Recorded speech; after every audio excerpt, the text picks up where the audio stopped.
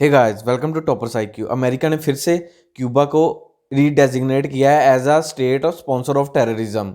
तो इस निर्णय को अंडर ट्रंप एडमिनिस्ट्रेशन के अधीन लिया गया और अब ट्रंप के पास तकरीबन 5 ही दिन बचे हैं। तो कहीं ना कहीं ट्रंप अपना जो सभी गुस्सा है वो चाइना और क्यूबा या ईरान पर भी काफ़ी निकाल रहा है। तो आज हम इसके बारे में पढ़ेंगे और देखेंगे क्यूबा और यूएसए के रिलेशंस कितने समय से खराब चल रहे हैं और किसके कारण है। तो चलिए शुरू करते हैं। इस लेक्चर की पीडीएफ हमारी वेबसाइट टॉपरसाइकिल.com से ले सकते हैं। द हिंदुस्तान टाइम्स का आर्टिकल है, Trump administration redesignate Cuba as state sponsor of terrorism. Al Jazeera का आर्टिकल है, Trump administration label Cuba as state sponsor of terrorism. तो जब एक तरफ अमेरिका की कांग्रेस ने डोनाल्ड ट्रंप को फिर से ट्वाइस दूसरी बार इम्पीच किया है प्रेसिडेंट को, तो दूसरी तरफ जो ट्रंप एडमिनिस्ट्रेशन है उन्होंने क्यूबा को as a state sponsor of terrorism में री डेजिग्नेट किया है। देखिए तो डोनाल्ड ट्रंप का मेनली फोकस तो चाइना और ईरान पर था, तो मगर जाते जाते उन्होंने क्यूबा को भी एक ऐसा गिफ्ट दिया है कि जो काफ़ी लंबे समय तक उसे अमेरिका के साथ जो उनके रिलेशंस हैं उन्हें और भी ख़राब करेगा। तो मगर अमेरिका का क्यूबा के साथ इतने रिलेशंस क्यों ख़राब हुए, क्यों उसने क्यूबा को एक स्टेट ऑफ स्पॉन्सर टेररिज्म की कैटेगरी में ऐड किया है।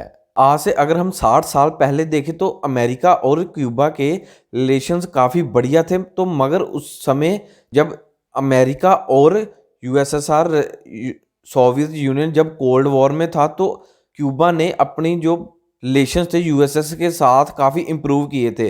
तो मगर उन सब के बीच में जब कोल्ड वॉर था तो अमेरिका चाहता था कि क्यूबा उनके साथ यूएसएस के सोवियत संघ के साथ अपने रिलेशंस ना कायम करे, मगर यूएसएसआर चाहता था कि मैं अपना एक परमानेंट बेस इस्टेब्लिश करूं क्यूबा में और एक permanent nuclear missile centre install करूं क्यूबा में। तो आप पिक्चर में देख सकते हैं तो क्यूबा है वह अमेरिका की कितने पास पड़ता है जियोग्राफिकल लोकेशन है। तो कहीं ना कहीं यूएसएसआर को क्यूबा से काफ़ी बेनिफिट था। तो इसी कारण तब की गवर्नमेंट 1961 में जब फिडेल कैस्ट्रो थे क्यूबा के जो प्रेसिडेंट थे, तो उन्होंने यूएसएसआर के साथ सोवियत यूनियन के साथ अपने रिलेशंस को और भी कायम किया। तो तभी यूएसएसआर ने क्यूबा में अपनी एक परमानेंट सीक्रेटली न्यूक्लियर मिसाइल्स को इंस्टॉल किया था कि जब भी कहीं ना कहीं यूएसएसआर के अमेरिका के साथ रिलेशंस ख़राब हों तो वह वहाँ से जल्द ही अपना हमला कर सकता है। फिर बाद में जब अमेरिका और यूएसएसआर का कोल्ड वॉर ख़त्म होने को था और अमेरिका को पता चल चुका था कि जो यूएसएसआर है वह क्यूबा में अपने न्यूक्लियर मिसाइल्स इंस्टॉल कर चुका है, तो फिर बाद में जो यूएसएसआर के हेड थे यानी कि फॉर्मर प्रीमियर थे सोवियत यूनियन के, जिनका नाम था निकिता क्रुश्चेव, उन्होंने फिर बाद में एक अमेरिका के साथ एग्रीमेंट साइन किया था जिसमें वह उन्होंने अपनी जो न्यूक्लियर मिसाइल थे उन्हें विड्रॉ किया था क्यूबा से। और दूसरी तरफ अमेरिका ने भी टर्की में अपने न्यूक्लियर मिसाइल इंस्टॉल किए थे। तो फिर दोनों ने जब अपना एग्रीमेंट साइन किया तो अमेरिका ने टर्की से अपने न्यूक्लियर मिसाइल्स को विड्रॉ किया और फिर यूएसएसआर ने क्यूबा से भी अपने मिसाइल्स को विड्रॉ किया।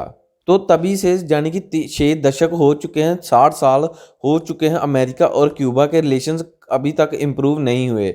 तो इस बार फिर से जब रीडेजिग्नेट किया as a sponsored state of terrorism में, तो इसके अधीन जो अमेरिका के सैंक्शंस होते हैं वह 4 कैटेगरीज में डिवाइड किए जाते हैं जब अमेरिका ऐसी कैटेगरी में किसी कंट्री को डालता है। तो इसमें एक सैंक्शंस होते हैं कि जो अमेरिका की तरफ से जो फॉरेन असिस्टेंस होती है उस पर सभी पाबंदियां ला दी जाती हैं कि कहीं ना कहीं उन्हें कोई इकोनॉमिक पैकेज ना, जहाँ उन्हें कोई लोन ना मिले किसी भी इंटरनेशनल बॉडी से, जहाँ आईएमएफ और वर्ल्ड बैंक से।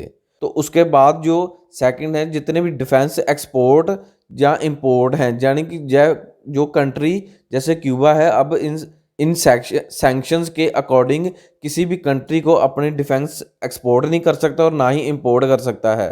तो साथ ही कई डुअल यूज़ आइटम्स हैं उन पर भी काफ़ी कंट्रोल लाया जाता है और कुछ उनके जो ऑफिशियल डिप्लोमेट्स होते हैं उन पर भी सैंक्शंस लगाए जाते हैं ट्रैवल को लेकर भी, किसी भी कंट्री को वह ट्रैवल नहीं कर सकते। तो अभी हम रिसेंटली यानी कि करंट डेटा देखें तो इस लिस्ट में 4 मेनली कंट्रीज़ हैं। पहली है ईरान, सीरिया, नॉर्थ कोरिया और क्यूबा।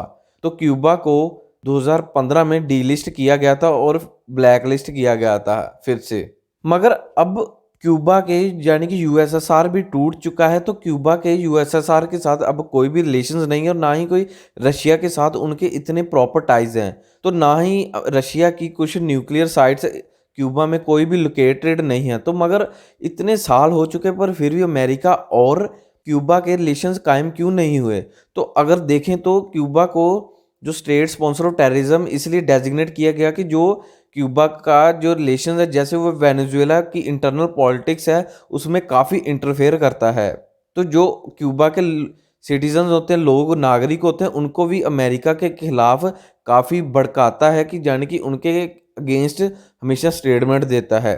और साथ ही अमेरिका का कहना है कि जो ईरान इराक में जो टेररिज्म है, जो सीरिया में टेररिज्म है, उसको काफ़ी सपोर्ट करता है। और कई बार क्यूबा अमेरिका के जो कानून उनका जो जस्टिस है वहाँ पर भी काफ़ी कानूनों की उल्लंघना करता है। तो दोनों देशों के बायलेटरल रिलेशंस देखें तो 1959 में इनके दोनों के जो रिलेशन थे वह खराब काफ़ी हो चुके थे। तो और उसके बाद जब बराक ओबामा आए जो 44th प्रेसिडेंट थे अमेरिका के, तो क्यूबा के रोल कैस्ट्रो जो फॉर्मर प्रेसिडेंट थे क्यूबा के, उन दोनों ने आपस में काफ़ी बातचीत की और कुछ बायलेटरल रिलेशंस को नॉर्मलाइज किया। तो जिसमें उन्होंने अपने जो डिप्लोमेटिक रिलेशंस थे उन्हें रिस्टोर किया। उससे उसके साथ जो अपने ट्रैवल और ट्रेड था उन्हें भी कुछ हद तक इम्प्रूव किया था। तो मगर फिर से बाद में जब प्रेसिडेंट ट्रंप आए तो उन्होंने फिर से रेस्ट्रिक्शंस अप्लाई की उनके साथ, और जो पास्ट एग्रीमेंट हुए थे उनको फिर से रिमूव करके और रिस्ट्रिक्शंस लगाई, जैसे टूरिज्म और अदर कॉमर्स सेक्टर्स में भी। बराक ओबामा ने तो क्यूबा के साथ अपने रिलेशंस काफ़ी इम्प्रूव कर लिए थे, मगर डोनाल्ड ट्रंप को इस बार क्यों ज़रूरत पड़ी कि वह क्यूबा के ऊपर और भी सैंक्शंस अप्लाई करे? तो अगर हम 2016 में देखें तो एक हवाना सिंड्रोम आया था, जिसमें यूएस के जो डिप्लोमेट्स थे इन क्यूबा में, जो हवाना क्यूबा की कैपिटल है, तो वहाँ पर कुछ बीमारी हवा फैलने के कारण उनको काफ़ी इलनेस हुई थी, उन पर काफ़ी फिजिकल सेंसेशन आई थी। इस हवाना सिंड्रोम के कारण जो अमेरिकन डिप्लोमेट्स थे उनकी सुनने की शक्ति, याददाश्त शक्ति, headache, fatigue, disease, sleep problems जैसी कई बीमारियां रेज हो चुकी थी। फिर डोनाल्ड ट्रंप ने अमेरिकन गवर्नमेंट ने जो अपने डिप्लोमेट्स थे उनको वापस बुलाया और क्यूबा को कहा कि यह उन्होंने पर्सनली एक अटैक किया है हमारे डिप्लोमेट्स पर, कि एक बीमारी फैलाई है। मगर क्यूबा ने ऐसा कभी भी स्वीकार नहीं किया। तो इसी कारण फिर से डोनाल्ड ट्रंप ने अपने जो रेस्ट्रिक्शंस हैं और सैंक्शंस हैं क्यूबा पर अप्लाई किए हैं। इस सैंक्शंस को यानी कि क्यूबा और अमेरिका के रिलेशंस को लेकर इंडिया का भी कहीं ना कहीं रोल इम्पोर्टेंट है। तो अगर हम 2019 में देखें तो जब क्यूबा ने अपने United nation human right council में एक मेंबरशिप के लिए खड़ा हुआ था, तो तब अमेरिका ने उसकी मेंबरशिप को अपोज किया था। और उस समय फिर इंडिया ने सभी मेजॉरिटी कंट्रीज़ के साथ मिलकर यूनाइटेड नेशन जनरल असेंबली में इसका मुद्दा रेज किया और सभी के साथ मिलकर एक डिमांड की कि जो अमेरिका और क्यूबा के जो रिलेशंस हैं उनको वह इम्प्रूव करें, और जो लॉन्ग इकोनॉमिक ब्लॉकेज है यूएस अगेंस्ट क्यूबा का, उसको भी वह कहीं ना कहीं ख़त्म करना चाहिए। उनके साथ जो इकोनॉमिक रिलेशन है उन्हें इम्प्रूव करना चाहिए। और इंडिया ने तब कहा कि जो अमेरिका का ऐसे निर्णय है कि क्यूबा को एक आर्थिक और भी कई सेक्टर्स में उन्हें तंगी पहुंचा कर, तो कहीं ना कहीं ये एक कंट्री की जो सारी पॉलिसी उसे ख़त्म करना और उसको कंट्री को कमज़ोर करना, उसकी इकोनॉमी को भी कमज़ोर करना। और इंडिया ने कहा कि ये कहीं ना कहीं ये यूनाइटेड नेशंस की जो क्रेडिबिलिटी है उसके अगेंस्ट है।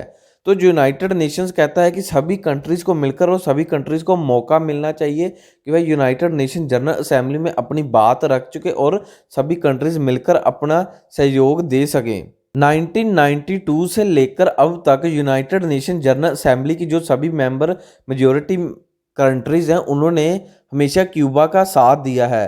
तो 1992 में यूनाइटेड नेशन जनरल असेंबली ने एक रेजोल्यूशन पास किया था कि जिसमें अमेरिका जो इकोनॉमिक, कमर्शियल और फाइनेंशियल ब्लॉकेज इम्पोज करता था क्यूबा पर, तो उसको ख़त्म करता था through the United nation general assembly. तो हमेशा यूनाइटेड नेशन जनरल असेंबली और इंडिया ने क्यूबा का साथ दिया है। तो अभी देखना ये होगा कि जो ट्रंप का कार्यकाल तो खत्म हो चुका है, तो इसके बाद जो बाइडेन आएंगे तो वो इस पर क्या निर्णय लेंगे। सो ये एंड इस वीडियो का। चैनल को सब्सक्राइब और लाइक करना मत भूलिएगा। धन्यवाद।